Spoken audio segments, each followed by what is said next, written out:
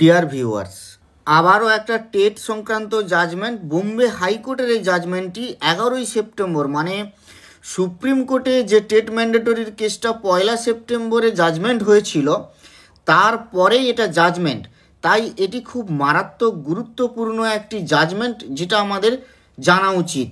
এখানেও পিটিশনার্সদের কেসটা খুব রিলেটেড, এবং সেখানে যে জাজমেন্টটা কি হয়েছে এবং কি কনটেক্সটে হয়েছে, এই টোটাল জাজমেন্ট কপিটাতে আপনারা দেখতে পাবেন সুপ্রিম কোর্টের যে 1 সেপ্টেম্বরের জাজমেন্টটাকে থরলি অবজার্ভ করা হয়েছে এবং সেটাকে এখানে প্লেস করা হয়েছে, এবং তার পরিপ্রেক্ষিতেই এই জাজমেন্টটা দেওয়া হয়েছে। তাই আমরা জেনে নেব যে পিটিশনার্সদের কি বক্তব্য ছিল। আসলে এই কেসটিতে পিটিশনার্সদের যে কনসার্নটা ছিল সেটি হচ্ছে যে পিটিশনার্সরা একটি আনএডেড ইনস্টিটিউশন থেকে এডেড ইনস্টিটিউশনে ট্রান্সফার নিতে চাচ্ছিলেন, কিন্তু মাঝে বাধা হয়ে দাঁড়াচ্ছিল তাদের টেট। আসলে তারা টেটটা 31শে মার্চ 2019-এর মধ্যে করতে পারেননি। 31শে মার্চ 2019 যেটি ছিল এমএইচআরডির জারি করা লাস্ট চান্স বা লাস্ট ডেট বলা যেতে পারে, তারপরে তারা টেট কোয়ালিফাই করেছেন 2021-এ, এবং সেটাও আবার স্টেটের টেট নয়, সি টেট। এখানে যে গুরুত্বপূর্ণ বিষয়টি আপনারা আরও ভালোভাবে জানতে পারবেন, অনেকের মনে সন্দেহ ছিল যে আমরা ওয়েস্ট বেঙ্গলে আছি, ওয়েস্ট বেঙ্গলের স্কুলে সার্ভিস করছি, আন্ডার দ্য স্টেট ল স্টেটের স্যালারি পাচ্ছি, তাহলে সি টেট কি আমাদের জন্য প্রযোজ্য হবে? তো এখানে কোর্টের যে অবজারভেশন, সেই অনুযায়ী বুঝতে পারবেন যে সি টেটটা অ্যাকসেপ্টেবল হবে কিনা। তো পিটিশনার্সরাও এখানে তারা সি টেট কোয়ালিফাই করেছেন, নট স্টেট টেট। তো আমরা ডিরেক্টলি চলে যাই কোর্টের অবজারভেশনে। দেখুন, এই জাজমেন্টে গত 1 সেপ্টেম্বরের জাজমেন্টের উল্লেখ হয়েছে। The honourable Supreme Court had recently delivered a judgement on 1 September 2025, 110 pages, 110 পেজের এই জাজমেন্ট। সেখানে রেফারেন্স উল্লেখ হয়েছে, সিভিল অ্যাপিল নম্বর, এবং এটিকে উল্লেখ করেই সেই জাজমেন্টের প্রত্যেকটি বক্তব্যকে তুলে ধরা হয়েছে এখানে। দেখুন, in legal parlance the term appointment, promotion, এই যে দেখুন appointment, recruitment are two distinct but not unrelated concepts.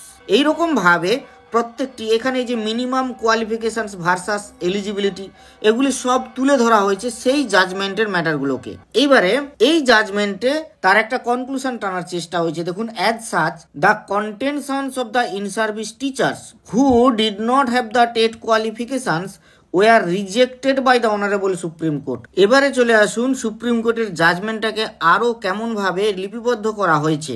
In service teachers would be required to qualify the TET to continue in service. এখানে যেটা বলা হলো, by invoking article 142 of the constitution of India, অর্থাৎ সংবিধানের 142 নম্বর ধারা প্রয়োগ করে এই গত 1 সেপ্টেম্বরের সুপ্রিম কোর্টের জাজমেন্টটি হয়েছিল। আমরা আর সেই পুরনো কথার কচকচানিতে যাচ্ছি না, আমরা এই যে জাজমেন্টটা হয়েছে সেই জাজমেন্টের কি বক্তব্য সেখানে আমরা একটু যাচ্ছি। এখানে দেখুন, এখানে তারা কি বললেন, the issue raised before us. তাদের কাছে একটা ইস্যু রেজড হয়েছে যে সমস্ত ইন সার্ভিস টিচাররা যারা টেটটা ম্যান্ডেটরি হওয়ার পরে এমপ্লয়মেন্ট পেয়েছেন, চাকরিতে জয়েন করেছেন এবং এখনো পর্যন্ত টেট কিন্তু কোয়ালিফাই করেননি, তাদের কি হবে।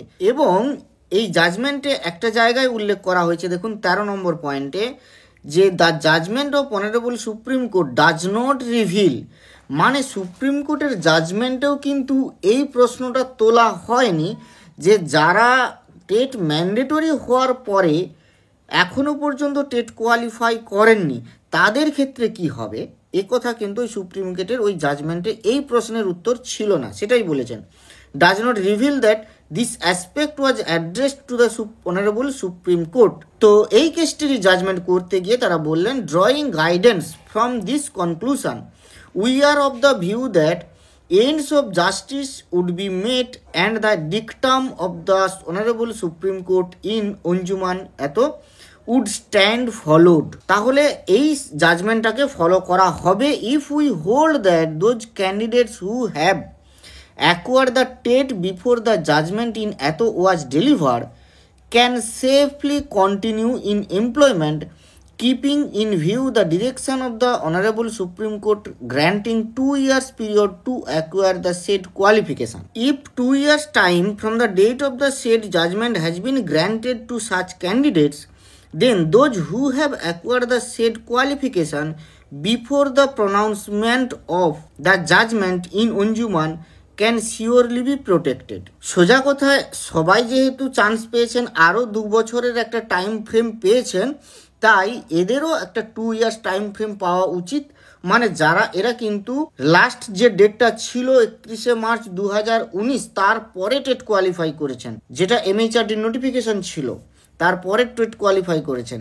সুপ্রিম কোর্টের জাজমেন্ট ছিল যে সমস্ত ইন সার্ভিস টিচাররা নোটিফিকেশনের আগে থেকেই এমপ্লয়মেন্টে ছিলেন, ইন সার্ভিস ইন পজিশন ছিলেন, তারা এখনও টেট কোয়ালিফাই করেননি, তো তাদেরকে টেট কোয়ালিফাই করে নিতে হবে আগামী 2 বছরের মধ্যে। তো এদের কেসটা ছিল 31শে মার্চ 2019-এর পরে, যেহেতু টেট, তো এদেরকেও সুযোগ দেওয়া হলো। উই দেয়ারফর কনক্লুড দ্যাট, এখানে বলা হলো can be continued in service and they would also be entitled for promotion. এইখানে আরেকটি জায়গায় দেখুন, এইখানে জাজমেন্টে needless to state in all above cases what is said about the state TET would also apply to the said CTET, meaning that candidates who have acquired CTET will be at par with the candidates who have acquired the state TET। তাহলে দেখুন, state TET pass করলেও হবে বা CTET pass করলেও হবে। এখানে কিন্তু state এবং সিটেটের দুটো কিন্তু ইন্টারচেঞ্জেবলি ব্যবহার করার কথা বলা হচ্ছে।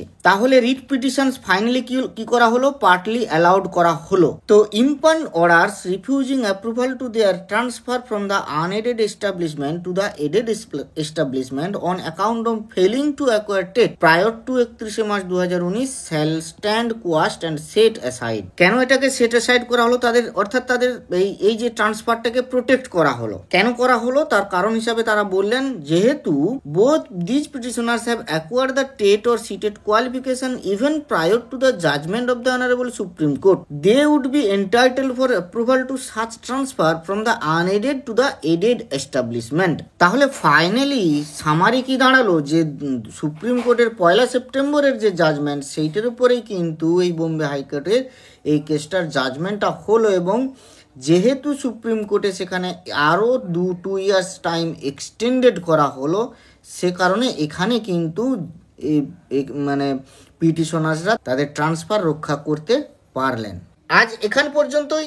ভালো থাকবেন, সুস্থ থাকবেন, ধন্যবাদ।